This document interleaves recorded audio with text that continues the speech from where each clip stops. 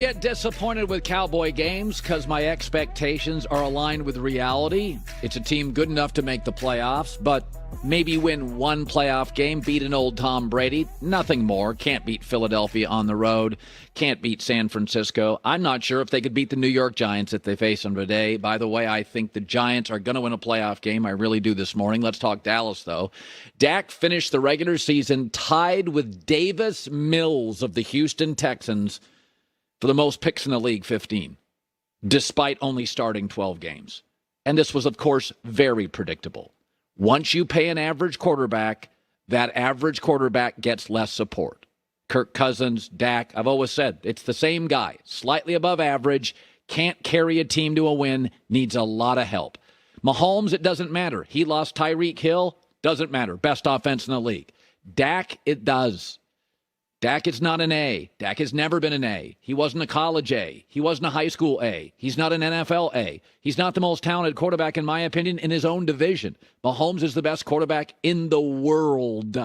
So you can pay him whatever the market bears. But when I heard all the media and the fanboys rush out to, he deserves it. It's not a deserve league. It's not a deserve league. He's not a $45 million quarterback. He threw 3 more picks this year than Patrick Mahomes on 250 fewer throws and a better run game. So he had more support in the run game.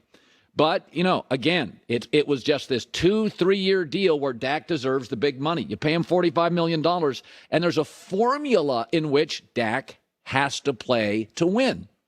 And that formula is the run game is really strong, and he becomes a complementary piece. I had this same rant a week ago. Well, the run game yesterday averaged 2.4 yards a pop.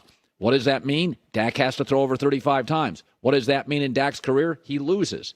Yesterday, he was awfully at a 46 passer rating. But again, I never get too worked up. Dak's certainly good enough to win a playoff game.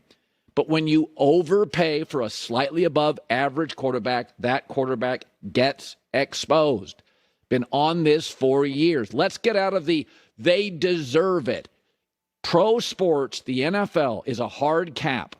Pay big money very infrequently. You pay it for Allen or Mahomes or Burrow when you see otherworldly talent. But the Kirk Cousins, the Daks, the Garoppolos, you got to get a team-friendly deal. And right now, Dallas is exactly, I hate to do I told you, but we've been saying this for years. There's a formula. If you have a formula in which your quarterback has to play to win, then you've got a B quarterback. They're trapped with it. This is what they are. I think the Brady game is fascinating because Dallas this year has been a team that loses a game, wins 2 or 3 straight. Loses a game, wins 3 or 4 straight. If you look at the season so far, Dallas should win this game. They've had setbacks. They always come roaring back. And Dallas does more things well than Tampa does. Tampa can't run the ball at all. Dallas has these weeks they can't run the football. My guess is, though, Dallas does run the football against Tampa. Dak can throw it 33 times. Brady will have to throw it 51, and that usually is not good news for an older quarterback, which Brady certainly is. But, Dak after the game was asked about this was as ugly and embarrassing as Dak has been in a long time. Not to use the language, but simple as that. And defense, I thought gave us a chance, did enough. Obviously, some put them in bad positions. Us and special teams did. It's a fine line, and I've got to get better at it. And simple as that, this won't continue. Again, Dallas is pretty good off a loss. They're pretty good off a loss. Let's not overreact, but let's bring expectations down. If you look at the favorites for the Super Bowl, it's a Mahomes team and a Josh Allen team and a Joe Burrow team. There's a reason for it. Trevor Lawrence just won his division. Herbert pulled his franchise in. You look at the Eagles now without Jalen Hurts and with Jalen Hurts. It's a different football team. Lower expectations equals more happiness as a Cowboy fan. J-Mac with the news. No. Turn on the news. This is the Herdline News. Well, you said this was going to be a big show. We have breaking news, Colin. Breaking. Arizona Cardinals have fired Kliff Kingsbury. Black Monday has begun. Lovie Smith out in Houston. Yeah. Kliff Kingsbury out in Arizona. Yeah. Arizona also pushed out their GM, Steve Keim.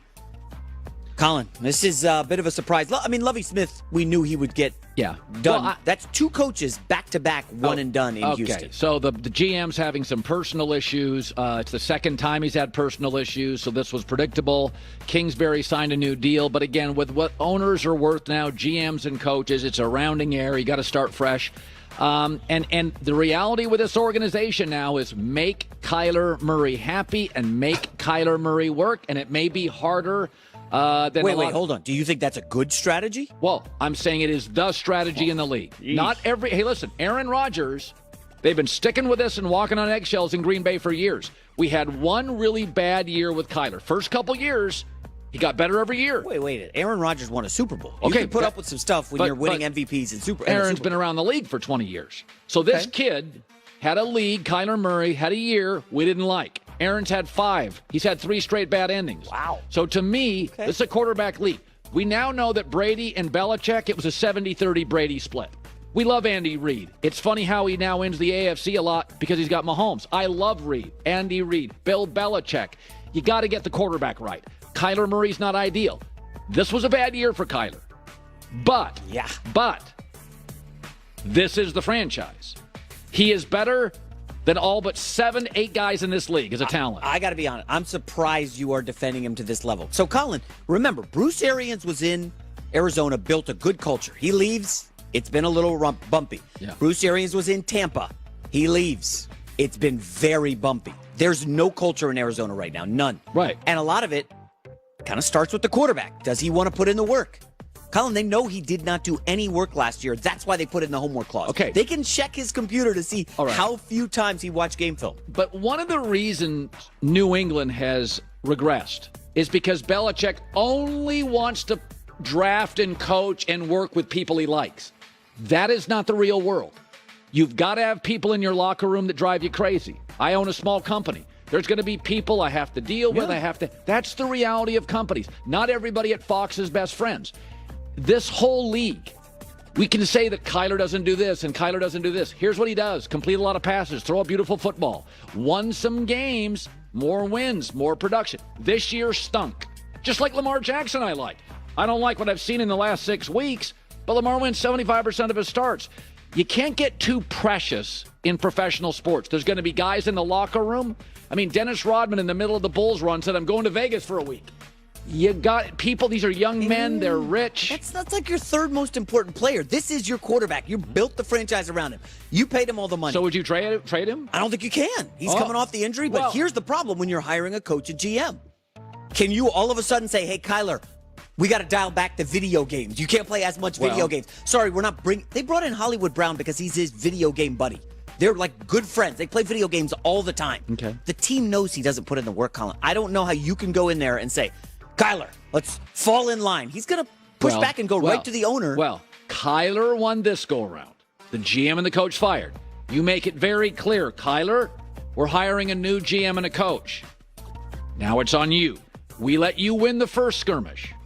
Okay, the first one, you won. GM out, coach out. But we're bringing in new people, 5-year guaranteed deals. That puts a little heat on Kyler to get his act together. So he won this one. He went, by the way, Aaron Rodgers, Mike McCarthy. Aaron Rodgers won that battle. Aaron Rodgers now with LaFleur. Green Bay would get rid of Aaron before Matt LaFleur. You get one win. You get one win. Kyler won this go-around. But Bidwell's bringing in. Bidwell isn't like Kyler Murray either. He's trapped with that contract. Yeah. So he's going to bring in a new GM and a new coach.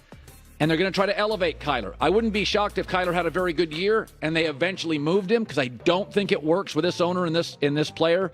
But never forget, Aaron got McCarthy out. McCarthy's now in the playoffs. Aaron's not. So you can blame McCarthy for all the problems. But with a crazy outspoken owner in Jerry Jones, McCarthy's in the playoffs with a B quarterback and Aaron's sitting home. Okay. So I need your truth serum. So we just talked about Lovie Smith fired, Kliff Kingsbury fired.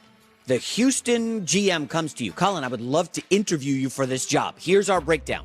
Arizona comes to you. Colin, I would like to interview you Arizona. for this job. I got Kyler